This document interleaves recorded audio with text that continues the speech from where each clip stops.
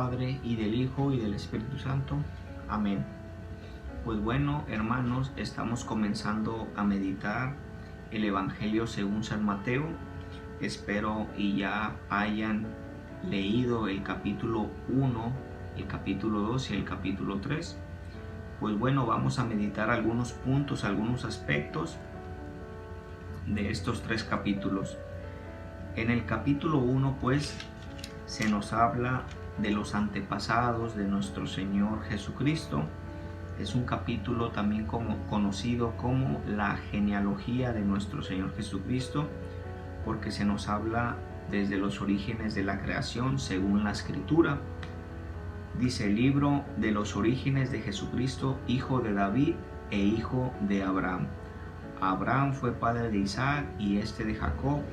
Jacob fue padre de Judá y de sus hermanos, y así sucesivamente, hasta decirnos que de modo que fueron 14 las generaciones desde Abraham a David, otras 14 desde David hasta la deportación de Babilonia, y 14 más desde esta deportación hasta el nacimiento de Cristo. Ya en el versículo 18 dice: este fue el principio de Jesucristo. María, su madre, estaba comprometida con José, pero antes de que vivieran juntos quedó embarazada por obra del Espíritu Santo. Y aquí empieza algo muy interesante y que es maravilloso. Aquí la Escritura, hermanos, en este capítulo 1 nos está dejando muy claro que aunque José y María ya estaban comprometidos, aún no vivían juntos, pero ella quedó embarazada por obra del Espíritu Santo. Es decir, nuestra madre, la Virgen María, era una doncella, era una joven virgen que por obra de nuestro Señor Jesucristo, por obra del Espíritu Santo, pues ella queda encinta, es decir, queda embarazada de nuestro Señor Jesucristo. Y esto lo leímos ya pues en el Evangelio según San Lucas, capítulo 1, del versículo 28 hasta el 43, donde se nos narra de una manera extraordinaria la anunciación, cómo nuestro Señor Jesucristo envía un ángel a visitarla y a darle esta gran noticia. Y aunque nuestra madre era una joven muy pequeña, no tenía ni los 18 años, según lo que se conoce y según la historia de la iglesia, nuestra madre, la Virgen María, no tenía ni 18 años, muy posiblemente tendría entre 15 a 17. Y aún así vemos a una mujer valiente, vemos a una doncella que acepta la voluntad de Dios. Vemos a una mujer que, aún teniendo una corta edad y aún careciendo de mucha experiencia, como mujer le dice sí al Señor. Y esto también nos ayuda a reflexionar que a veces el Señor nos llama desde muy pequeños, desde muy jóvenes, y debemos saber aceptar la voluntad de Dios y ser valientes, a ejemplo de nuestra Madre, la Virgen María. Pues se nos narra aquí el nacimiento de nuestro Señor Jesucristo también, y vemos cómo estos magos pues van y buscan al Mesías que iban a ser, y son guiados por una estrella, la estrella de Oriente. Pero también vemos pues que el rey Herodes tenía envidia de este rey que iban a ser, porque él pensaba que era un rey altanero y un rey de la calaña del rey Herodes. Nunca entendió pues que era el rey del mundo entero, nuestro Señor. Entonces el rey quería asesinar a nuestro Señor. Así que manda a los Reyes Magos y les pide que vayan a adorarle pero después le digan en dónde se encuentra para que ellos también vayan a adorarle. Dice el versículo 10, qué alegría más grande habían visto otra vez la estrella. Al entrar a la casa vieron al niño con María su madre, se arrodillaron y le adoraron. Abrieron después sus cofres y le ofrecieron sus regalos de oro, incienso y mirra. Fíjense qué interesante. Los reyes pues aceptaban a nuestro Señor como su Dios, y dice aquí que entraron, vieron a nuestra Madre, la Virgen María, se arrodillaron y adoraron a nuestro Señor. Pero vemos también aquí que nuestra Madre siempre ha estado en los momentos más importantes de la historia de la salvación. Aquí se presenta en el nacimiento, después cuando nuestro Señor se pierde en el templo, después también se encuentra cuando nuestro Señor es apresado en el primer milagro, en las bodas de Caná. También ahí se presenta nuestra Madre, y también en su crucifixión, y también obviamente el día de Pentecostés. Así que vemos que nuestra Madre juega un papel muy importante en la historia de la salvación de todos y cada uno de nosotros. Después se nos habla de la huida a Egipto, porque como les comentaba, el rey Herodes trataba de asesinar a nuestro Señor y quería asesinar a todos los niños menores de 2 años, que pues lamentablemente lo mandó a hacer. Dice aquí que Herodes se enojó muchísimo cuando se dio cuenta de que los magos lo habían engañado, y fijándose en la fecha que ellos le habían dicho, ordenó matar a todos los niños menores de 2 años que había en Belén y a sus alrededores. Así se cumplió lo que había anunciado el profeta Jeremías. En Ramá se oyeron gritos, grandes sollozos y lamentos. Es Raquel que llora a sus hijos. Estos ya no están y no quieren que la consuelen. Aquí vemos pues el primer genocidio que se nos narra en las Sagradas Escrituras. Vemos al rey Herodes cegado por su ira, por su envidia, por su soberbia, que manda asesinar a todos los niños menores de 2 años. Y hoy en día lamentablemente esto sigue sucediendo. Por medio del aborto hay personas que siguen asesinando hasta sus propios hijos antes de darles la oportunidad de nacer, antes de que ellos les muestren lo maravilloso que es ser padre o madre. Y hay diputados o hay gobernadores también que promueven esto, cuando en realidad ellos mismos deberían defender la vida y los derechos de todos aquellos que aún no pueden defenderse por sí mismos, que son los niños, los bebés antes de nacer.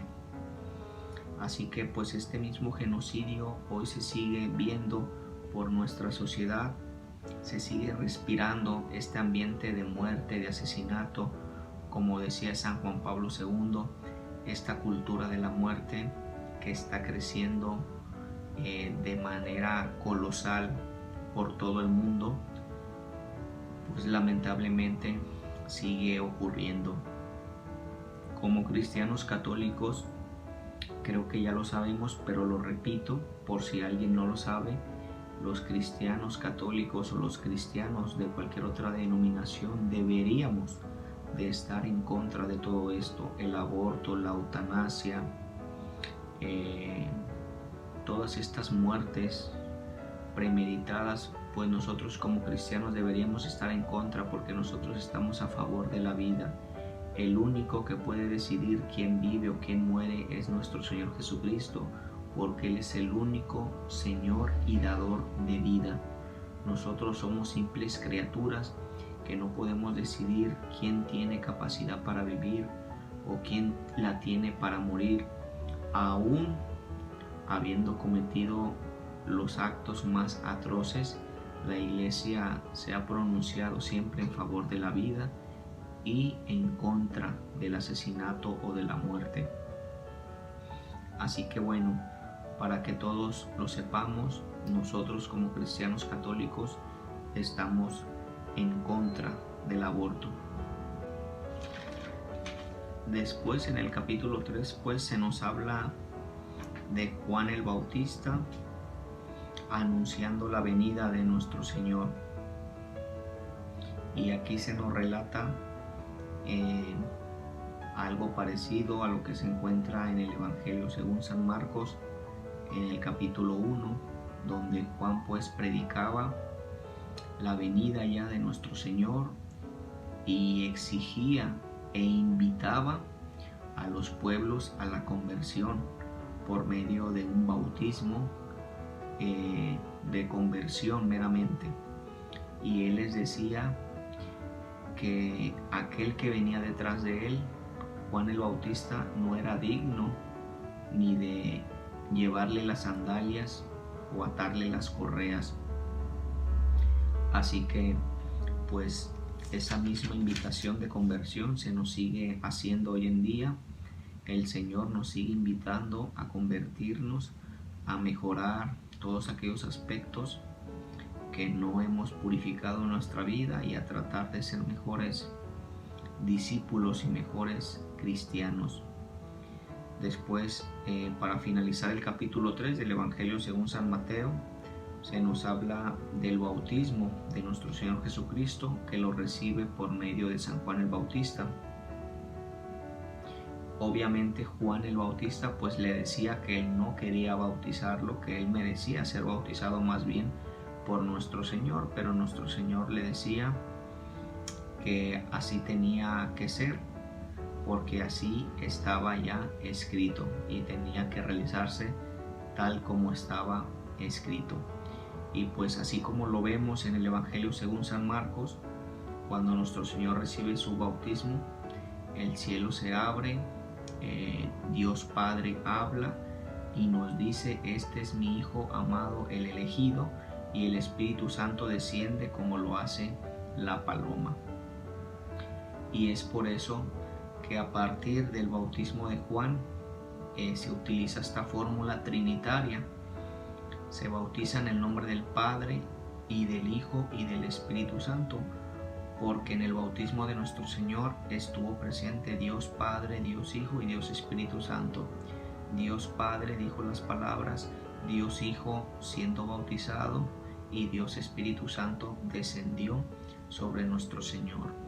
Así es que por eso dentro de la Iglesia Católica se bautiza de esta manera, y no necesariamente tiene que ser en un río.